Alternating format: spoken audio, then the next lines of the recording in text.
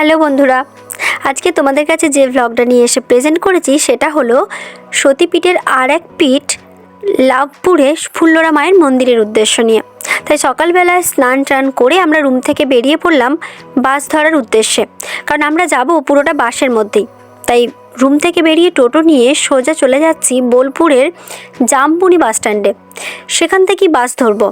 এই দেখো চলে এলাম জামপুনি বাস স্ট্যান্ডে, এখান থেকে আমরা বাস ধরে লাভপুরের উদ্দেশ্যে রওনা দিচ্ছি।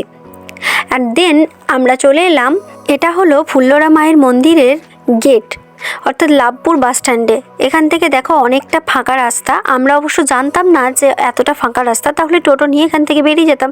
যদিও বেশি দূর হাঁটা না, মিনিট 2-3 কিংবা 5 মিনিট লাগবে খুব বেশি হলে। এই যে ফাঁকা মাঠটা দেখতে পাচ্ছ, মায়ের মন্দির ঢোকার আগে এই ফাঁকা মাঠটাতে নাকি একসময় দেবীর সাথে কোনো এক অসুরের যুদ্ধ হয়েছিল।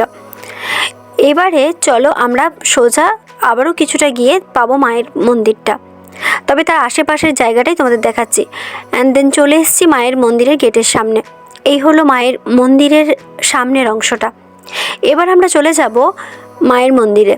তবে মন্দিরে ঢুকে দেখো কিছু ভিখারি বা কিছু সাধু সন্তকে দেখতে পাবে। অবশ্য সব জায়গাতেই সব মন্দির চত্বরে এরকমই থাকে, কারণ তীর্থক্ষেত্র মানেই তো পুণ্যার্থীর ঢল, আর পুণ্যার্থীরা আসে তাদেরকেও কিছু সহযোগিতার হাত বাড়িয়ে দেয় আর আশীর্বাদ ধন্যও হয়।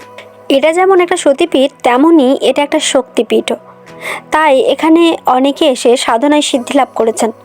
তবে একটা জিনিস জানো তো, আমি এখানে যখন পুজো দেওয়ার জন্য আমি পুজোর যে ডালা কিনছিলাম, সেখানে দেখলাম যে মন্দির চত্বরের ভিতরেই একটা দোকান রয়েছে, শুধুমাত্র একজন ব্যক্তি সেই পুজোর সামগ্রী বিক্রি করছেন, আর বাইরে একটা মিষ্টির দোকান আছে। বাকি কিন্তু সেরকম পুজো দেওয়ার জন্য কোনো কিছু দেখতে পেলাম না। তবে খুবই জাগ্রত একটা পীঠ, পারলে একবার এসো। আর এই জায়গাটা হচ্ছে বীরভূমের লাভপুর। তবে এখানে মায়ের মূর্তি দেখবে কচ্ছপ আকৃতির। দেখো আমি শুধুমাত্র বাইরের অংশটাকে দেখাচ্ছি, অবশ্যই এর পরবর্তী ভিডিওতে আমি তোমাদের এখানে মায়ের কোন অংশ পড়েছে এবং আরও বিভিন্ন ইতিহাস নিয়ে এসে হাজির করব। তবে আজকের এই যে ভ্লগটা করলাম সেটা তোমাদের কেমন লাগলো অবশ্যই কমেন্ট করে জানিও কিন্তু।